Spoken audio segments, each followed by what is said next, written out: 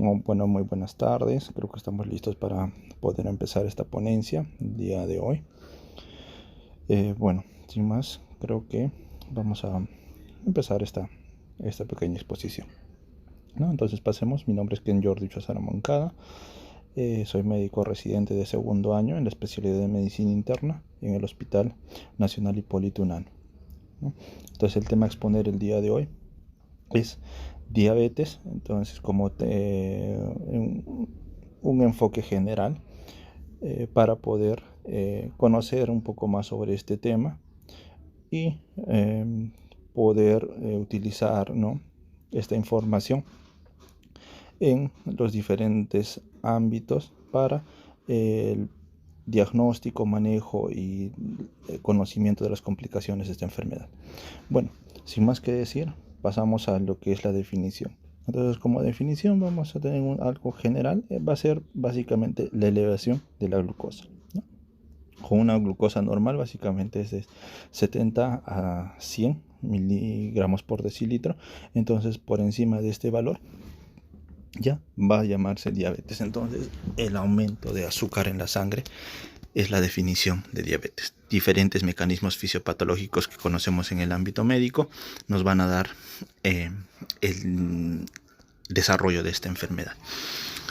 En cuanto a la clasificación, se va a clasificar en grandes rasgos en 4 tipos importantes, ¿no? La diabetes tipo 1, que se presenta básicamente en personas jóvenes en mayor porcentaje, ¿no?, siendo esta más insulino dependiente, que quiere decir que el páncreas básicamente no secreta la cantidad adecuada de insulina en estos pacientes. Entonces, que son pacientes que van a utilizar insulina básicamente por vida.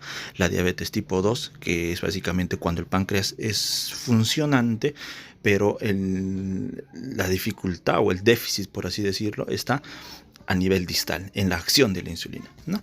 La diabetes gestacional, que es una diabetes, como su nombre lo dice, que se va a presentar en personas embarazadas, ¿no?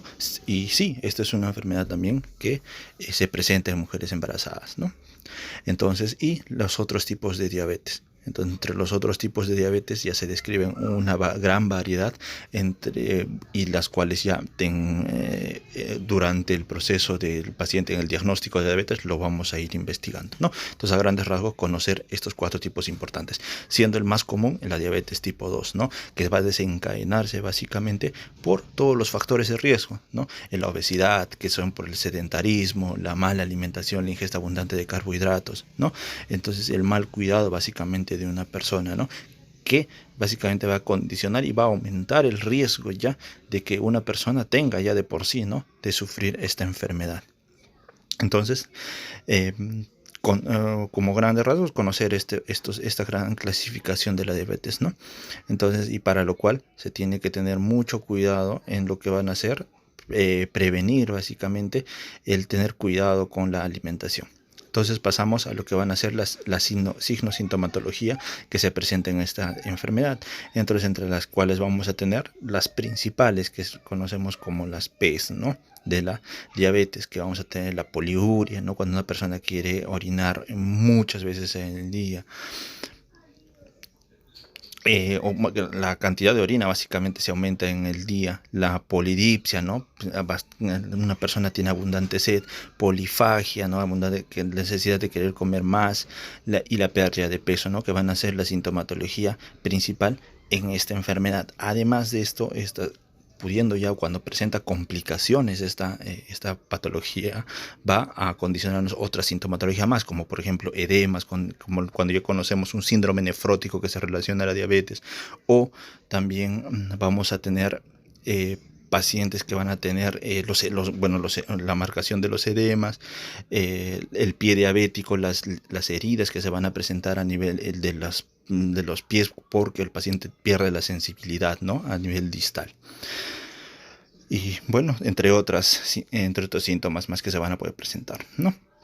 Entonces, en cuanto al diagnóstico de esta patología, se hace básicamente con una prueba sanguínea, siendo esta pudiendo ser tomada en un laboratorio de una forma más con los instrumentos utilizados en laboratorios, o con una prueba simple, que es lo que llamamos el hemoglucotest, ¿no? Y este hemoglucotest es una prueba muy sencilla que lo pueden realizar en domicilio, normalmente en personas, hasta seguimientos de diabetes o cualquier persona, ¿no? Entonces, que pudiera presentar probablemente alguno de estos síntomas, sería bueno la realización de esta prueba.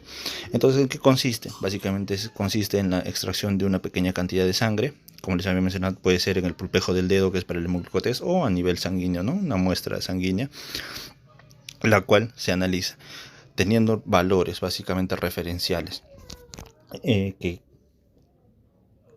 en los criterios diagnósticos de diabetes que manejamos van a ser 4 importantes, ¿no? Entre los cuales los más comunes y los que se debería manejar y tener conocimiento en la población es de que una glucosa en ayunas mayor a 126 es un diagnóstico de diabetes, o en ayunas, y cuando fuese al azar, o sea, es decir, en cualquier momento del día, mayor a 200 también es orientativo a un diagnóstico de diabetes.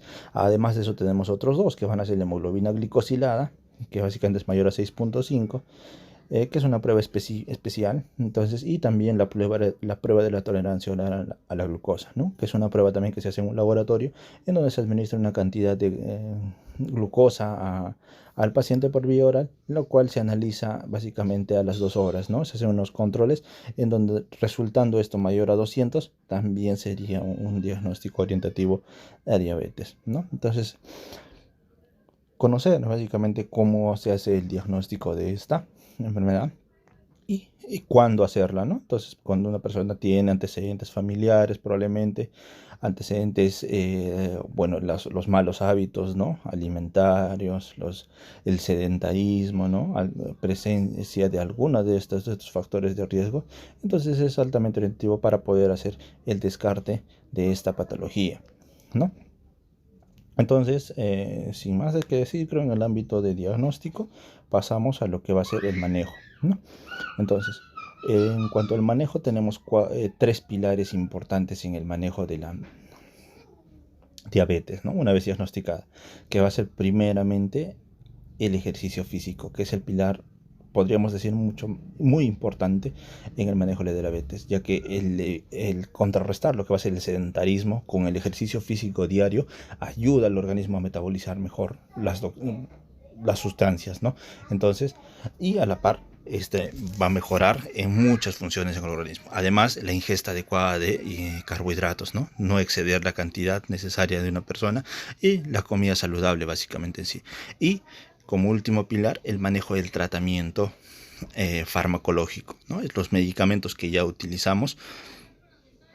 Una vez diagnosticada y establecida esta enfermedad, de acuerdo a la gravedad, vamos a empezar a utilizar. Puede ser tratamiento en vía oral, que son tabletas, pastillas, y siendo utilizar o pasando a utilizar insulina, ¿no? En una vía que se llama subcutánea, y otra vía que va a ser la endovenosa, que se utiliza básicamente en pacientes que ya tienen esta enfermedad mucho más desarrollada y vienen con las complicaciones, ¿no? de una diabetes cualquier tipo. Entonces, que las complicaciones van a ser las más importantes de repente para describirlas y para tener conocimiento, van a ser 3 grandes importantes, ¿no? Agudas, que serían las presentaciones agudas: la hipoglicemia, el estado hiperosmolar hiperglucémico y la cetoacidosis diabética, ¿no? Entonces, que son compensaciones agudas de la diabetes. Y otras complicaciones, bueno, ¿qué pasó aquí? Allá. Complicaciones crónicas, ¿no? Entre las complicaciones crónicas vamos a tener las más que de repente alguna vez le han escuchado, que es el pie diabético, ¿no? O que es la neuropatía diabética, la retinopatía diabética, ¿no? Entonces, bueno, para conocimiento general. Sin más que decir, agradezco su presencia, me despido. Gracias.